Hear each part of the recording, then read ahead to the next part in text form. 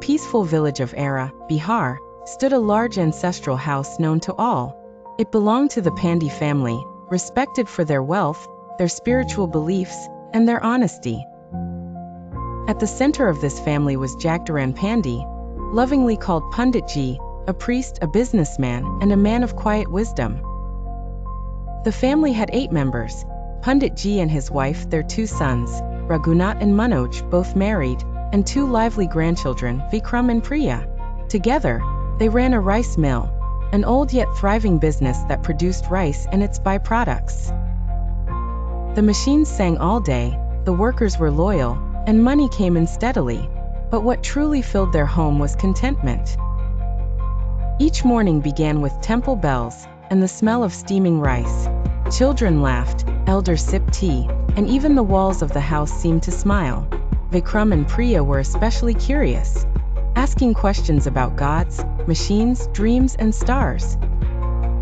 Panditji often said, "Satisfaction is the best emotion to grow happy and high. If your heart is full, greed finds no room." But fate, like a silent shadow, was waiting to change everything. One quiet afternoon, as Panditji worked on account books in the mill office, a sudden blast shook the walls. The small gas kitchen they kept for tea had exploded. By the time the fire was controlled, Panditji was gone. No one else was harmed, but the heart of the house had stopped beating. After Panditji's death, Raghunath, the elder son, took charge. He was responsible, smart, and ambitious.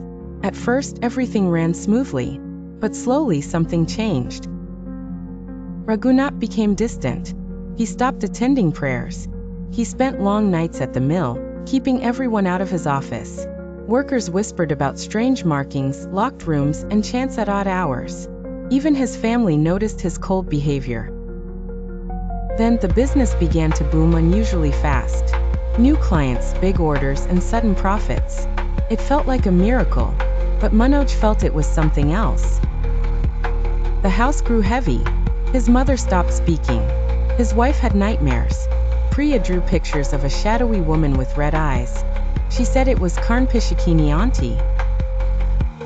When Vikram fell from the stairs after saying someone pushed him, Manoj couldn't deny it anymore. He began searching the mill and found a black book, hidden behind account files.